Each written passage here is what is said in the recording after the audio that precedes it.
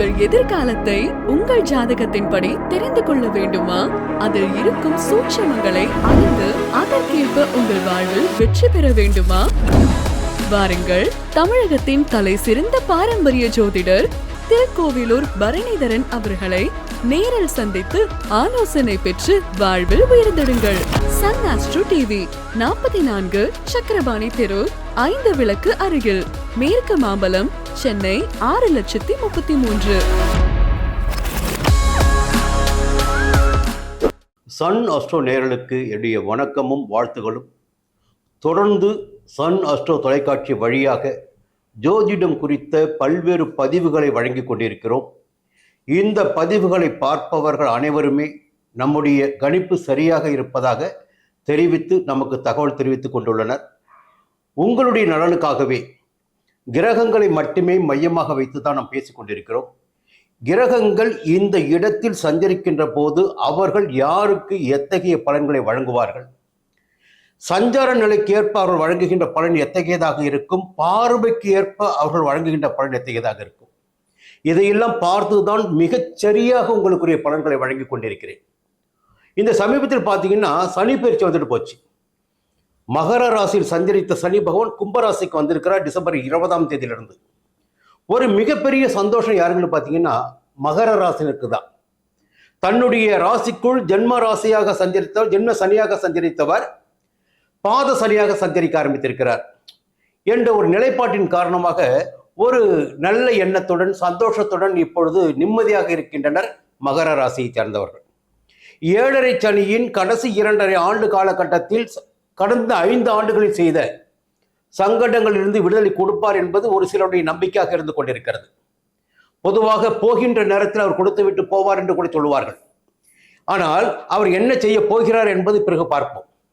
இந்த மகர ராசி என்பது சனி பகவானின் ஆதிக்க வீடு. கும்பராசியும் சனி பகவானின் ஆதிக்க வீடு தான்.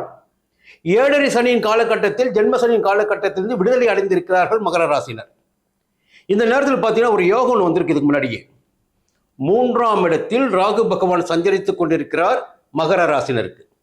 அந்த 3ஆம் இடத்தில் ராகு பகவான் சஞ்சரிக்க ஆரம்பித்த பிறகு ஒரு நிலைமையில் ஒரு சின்ன மாறுதல் உண்டாகியிருக்கும்.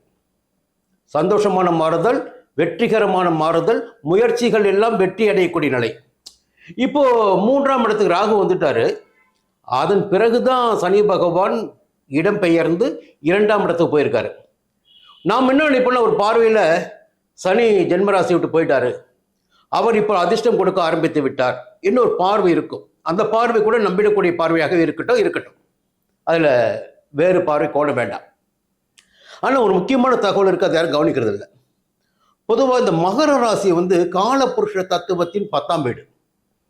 மகர ராசியில் பிறந்தவர் பார்த்தீங்கன்னா ரொம்ப சாமர்த்தியசாலியாக, திறமைசாலியாக, ஏதேனும் ஒரு தொழிலில் கொடிகட்டி பரப்பவர்களாக, அரசாங்க உத்தியோகத்தில் கூட இருப்பவர்களாக, இது நிலையான தொழில், ஜீவனத்திற்குரிய ஒரு அமைப்பு.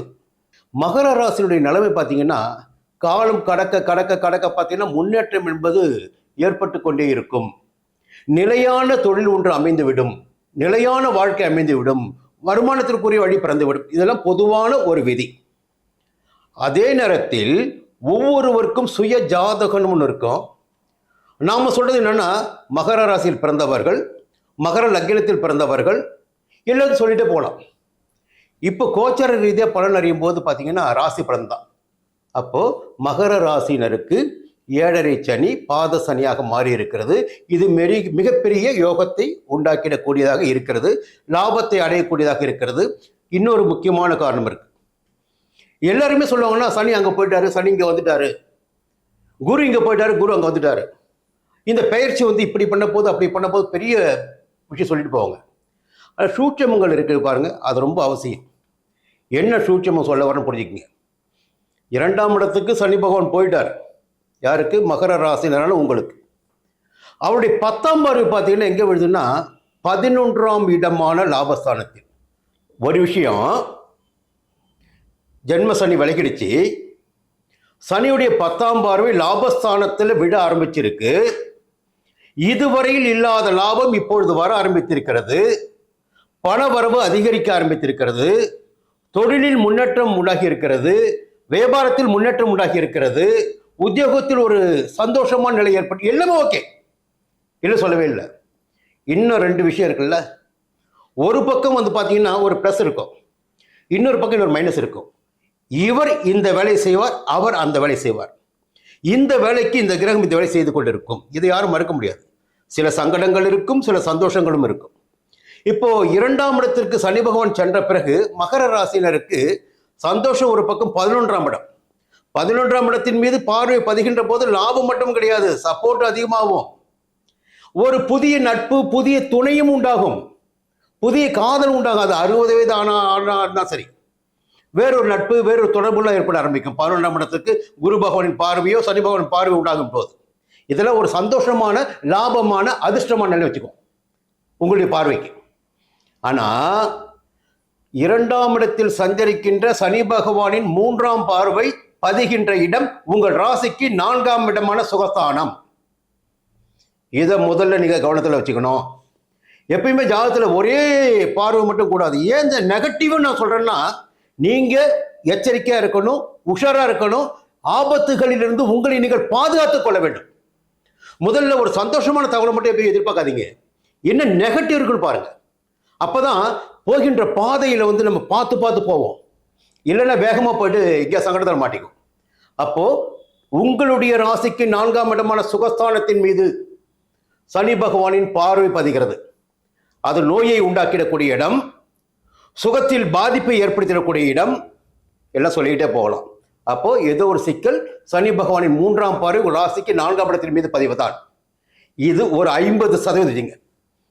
இன்னொரு விஷயம் இருக்கு, 8ஆம் இடம் உங்க ராசிக்கு. அந்த 8ஆம் இடம் பார்த்தீங்கன்னா அஷ்டமஸ்தானம், ஆயுஷ்ஸ்தானம். 8ஆம் இடத்தின் மீது சனி பகவானின் 7ஆம் பார்வை பதிகிறது.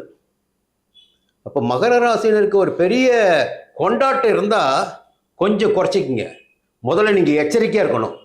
முதலில் நம்மை பாதுகாத்துக் கொள்வதன் வழியாக நாம் உச்சத்தை அடைய முடியும். ஏன்னா எல்லாத்தையும் சுவரை வச்சுட்டு தான் சித்திரம் எழுதணும், சுவரை விட்டுட்டு சித்திரம் எழுத முடியாது. அப்போ உயிர் என்பது, உடல் என்பது சுவர் போன்றது. அப்போ நாம் நம்மை கவனித்துக் கொள்ள வேண்டும். மகர ராசினரை உங்களை சொல்றாங்க, சனி பகவானின் 7ஆம் பார்வை உங்கள் ராசிக்கு 8ஆம் இடமான அஷ்டமஸ்தானத்தின் மீது பதிகிறது. ஒன்று தொடர்ந்து சொல்லிட்டு வருதா, ஒவ்வொரு ராசினருக்குமே பிறக்கப்பட்ட நாள் முதல் இறுதி நாள் வரை இறைவன் தீர்மானித்த ஒன்று, அதில் எந்த விதமான மாற்றமும் இருக்காது. 8ஆம் இடத்துக்கு சனி பார்வை வந்துடுச்சு உடனே ஆயுளுக்கு கண்டன்லாம் சொல்ல மாட்டேன் நான். உங்களுடைய விதி என்பது ஜாதகத்தை பார்த்தா தெரியும். ஆனால் 8ஆம் இடத்திற்கு சனி பார்வை வருகின்ற போது சங்கடங்களை சந்திக்க வேண்டியதாக இருக்கும். மிகப்பெரிய நெருக்கடி ஏற்படும், ஒரு விபத்து உண்டாகலாம். இது எதுவுமே வேணாங்க. 8ஆம் இடத்துக்கு 2 விதமான தன்மைகள் இருக்கு, அதை யாரும் புரிஞ்சுக்கிறது இல்லை. அது வெறும் ஆயுள்ஸ்தானமாக மட்டும்தான் பார்த்துட்டு இருக்காங்க. என்ன 8ஆம் இடத்திற்கு செல்வாக்கு, அந்தத்திற்கு குந்தகத்தை ஏற்படுத்துகின்ற இடம், நமக்கு அவமானத்தை உண்டாக்குகின்ற இடமும் 8ஆம் இடம்தான். நம்ம அவமானப்பட்டாவே அது நமக்கு கண்ட மாதிரி தாங்க. அப்போ மகர ராசினருக்கு இந்த காலகட்டத்தில் ஏதோ ஒன்று அவமானமோ, எதிர்மறையான பலன்களோ, உடல் ரீதியான சங்கடங்களோ, ஏதோ ஒரு பாதிப்பு ஏற்பட இருக்கிறது. இதில் எந்த விதமான மாற்றமும் இல்லை. நம்ம சொல்றது எல்லாமே கிரக சஞ்சார நிலை, பார்வை நிலை. அப்போ 4ஆம் இடம் சுகஸ்தானம், ஒரு சூட்சம் பாருங்க. 4ஆம் இடம் சுகஸ்தானம், சுகத்தை தேடக்கூடிய எண்ணம் உங்களுக்கு இருக்கும். 11ஆம் இடம் பார்த்தீங்கன்னா ஒரு இளைய தாரத்திற்குரிய இடம். கணவனாக இருந்தால், ஆணாக இருந்தால் மனைவிக்கு அப்பாற்பட்ட ஒன்று, பெண்ணாக இருந்தால் கணவனுக்கு அப்பாற்பட்ட ஒன்று. இந்த தேடல் வர ஆரம்பிக்கும். அப்போ 8ஆம் இடம் அஷ்டமஸ்தானம், அதன் ரீதியாக நமக்கு செல்வாக்கிற்கு குந்தகம் ஏற்படுவதற்கும் வாய்ப்புகள் ஏற்படும். இதை ஒரு பக்கம் நீங்கள் கவனத்தில் வைத்துக் கொள்ள வேண்டும். இன்னொரு பக்கம் என்னன்னா, உடல் ரீதியாக பாதிப்பு ஏற்படும், நோய் ஏற்படும், உடலில் ஏதோ சங்கடங்கள் ஏற்படும், விபத்துகள் ஏற்படும். இது ஒரு பக்கம். இது கண்டத்திற்கு நிகரான ஒரு விஷயம். அவமானங்கள் ஒரு பக்கம் ஏற்படும் வாய்ப்பு இருக்கிறது, கண்டங்கள் ஏற்படும் வாய்ப்பு இருக்கிறது. இதில் இருந்து நீங்கள் எப்படி உங்களை பாதுகாத்துக் கொள்ள போகிறீர்கள் என்பதை உங்களுடைய புத்திசாலித்தனம் தான் உங்களை பாதுகாக்கப் போகிறது. இந்த நேரத்தில் உங்களை பாதுகாத்துக் கொள்ள மிக மிக எச்சரிக்கையாக இருக்க வேண்டிய நேரம் இது. 2ஆம் இடத்தில் சனி பகவான் சஞ்சரிக்கின்ற காலம் வரையில் சனீஸ்வர வழிபாடு என்பது மிக மிக முக்கியமானது. உங்களுக்கு ஒரு முறையாவது திருநள்ளார் சென்று வாருங்கள், நலத்தீர்த்தத்தில் நீராடுங்கள். அங்குள்ள தர்பாரேஸ்வரை தரிசித்து, ஏன்னா நல மகாராஜாவுக்கு சனி பகவான் பாதுகாப்பு அளித்தவர் அவர்தான். அவருடைய பார்வை உங்கள் மீது பட்டாவே சனி பகவானால் ஏற்படுகின்ற சங்கடங்கள் விலக ஆரம்பிக்கும். சனீஸ்வரனை தரிசிப்பதற்கு முன்னதாக ஈஸ்வர பகவானை தரிசித்து வணங்கி வேண்டி வழிபட்டு உங்களுடைய குறைகளை எல்லாம் சொல்லி அதன் பிறகு அங்கு எதிரில் பக்கத்தில் இருக்கின்ற சனீஸ்வர ஆலயத்திற்கு வந்து நல்லெண்ணெய் தானம் செய்து வழிபட்டு வாருங்கள், சங்கடங்கள் விலகும். அதற்கு முன்பாக எச்சரிக்கையாக இருங்கள், அது மிக மிக அவசியம். ஒரு பக்கம் உடல் ரீதியாக என்றால், மறுபக்கம் உங்களுடைய செல்வாக்கு, இரண்டையும் கவனத்தில் கொள்ளுங்கள் என்று கேட்டு விடைபெறுகிறேன். மீண்டும் அடுத்த பதிவு சந்திக்கிறேன். நன்றி, வணக்கம்.